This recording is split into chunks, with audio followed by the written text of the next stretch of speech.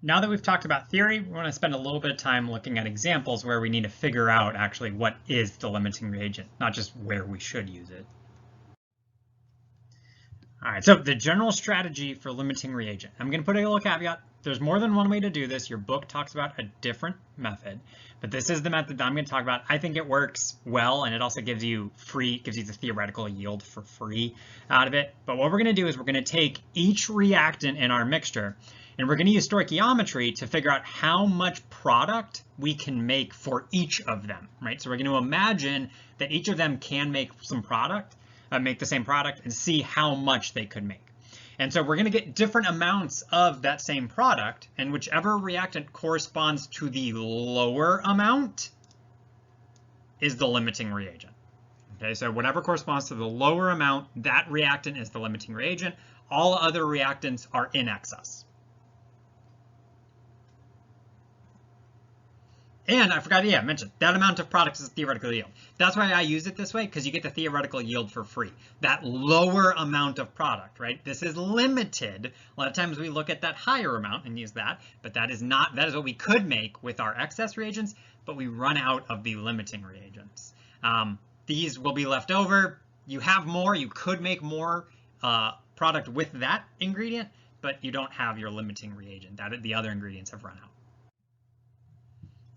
You have a mixture of 10 grams H2 and 10 grams O2 set to react according to the following reaction. Which reactant is the limiting reagent?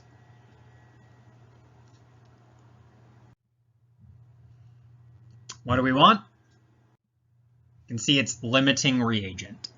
And so limiting reagent is an idea that always has a process associated with it. We figure out the possible yield for each reactant. Whenever you're told you want limiting reagent, that's what you need to do. And so we want to look, do we have masses for our reactants? 10 grams H2, 10 grams O2, we're cooking with gas. So what we can do is we're going to need to do two separate stoichiometry problems. But each of them is going to be the same type of stoichiometry problem that we've worked through previously, that same three-step method. All right, so you have a mixture of 10 grams H2, 10 grams O2, react according to the following reaction. Which reactant is the limiting reagent? All right, so when we see that right there, when we see that language, limiting reagent, that's what we want to key in on. That is something, that is a process that we want to, that we can deal with and we can go through. When we look here, the other kind of language, sometimes it won't be so apparent that like you need limiting reagent.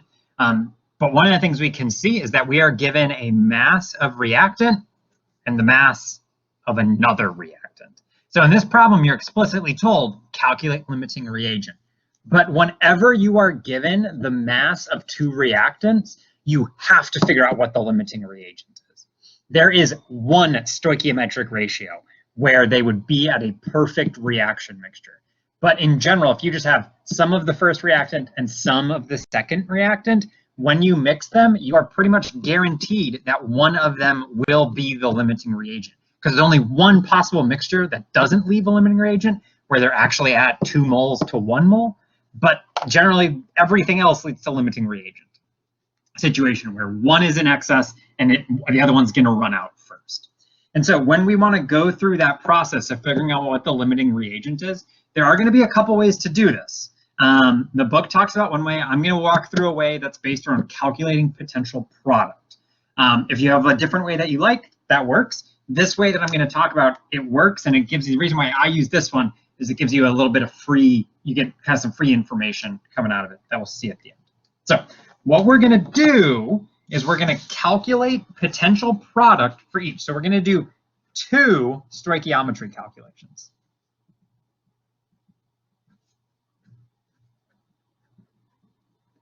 Okay, so what I'm going to do is I'm going to start with this. Basically, I'm just going to say basically 10.0 grams of H2 to how much H2O. Okay, because that's the product.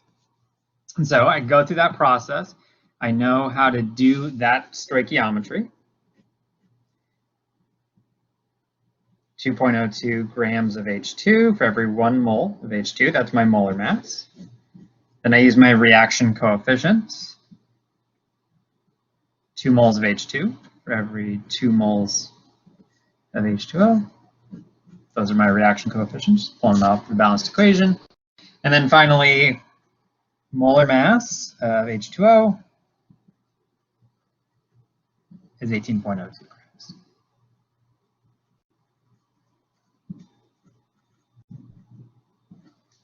So what I have calculated, if, forgot a zero there, 10.0 grams of H2 reacts according to this equation, and if it reacts perfectly, right, this is stoichiometry calculation, so this is a theoretical yield, and if it goes perfectly, you have enough to create 89.2 grams of water.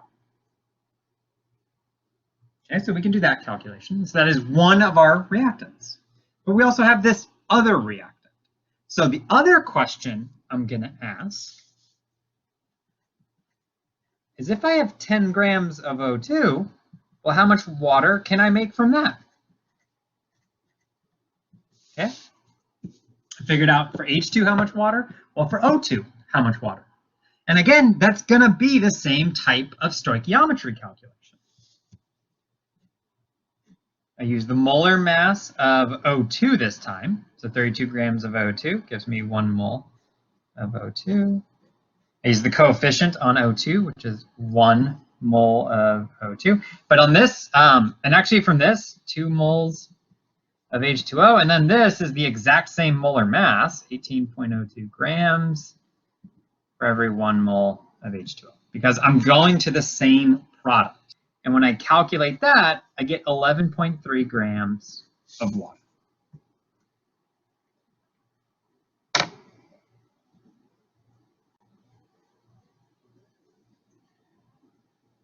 So what this tells me, if 10 grams of H2 reacts perfectly in this reaction, you'd make 89.2 grams of water. If 10 grams of O2 reacts perfectly, you get 11.3 grams of water.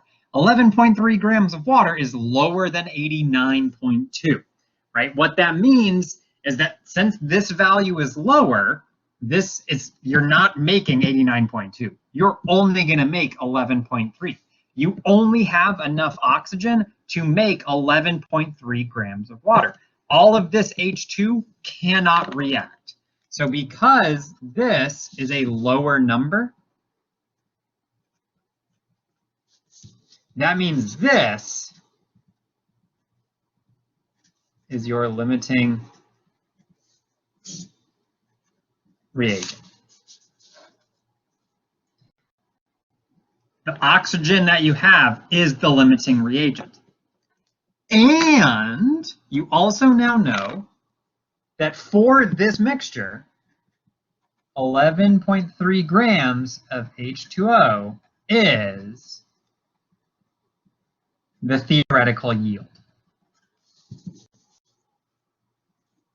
That is the total amount that can be produced. Yes, you have enough hydrogen to make more water, right? You could make more water with the hydrogen that you have present, but you are limited by how much oxygen you have.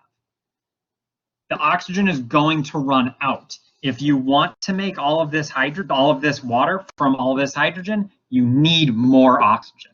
You only have enough oxygen to make 11.3 grams of water. This lower value indicates that this substance, oxygen, is the limiting reagent. So whenever you have two reactants like this, whenever you're given two reactant masses, you have to figure out which one's the limiting reagent, and that is the only way to determine what the theoretical yield is. That is what is limited. What is limited is this total amount of product that you can actually make. And so whenever you're dealing with a real reaction, you need to determine this limiting reagent to figure out, what do I have, what am I going to run out of first, and how is that going to impact how much I can actually make whatever I'm trying to produce. But again, there's more than one way to come up with limiting reagent. The book talks about it a different way. You can find plenty of other methods online. I just like this one because you do two kind of calculations in parallel that are pretty similar. So you're doing two of the same thing, and then you're just comparing a number at the end to figure out limiting reagent. And for free, you get the theoretical yield. That's what I like about this method, that you get the theoretical yield. There are other ways that give you the limiting reagent, that then you just have to do another calculation to determine theoretical yield. Because that's what you normally want, I just prefer to get them for free. You know, might as well do one calculation. The whole point of determining limiting reagent is to figure out what you are limiting, which is the yield. So I prefer this method. But certainly there's other ways that work.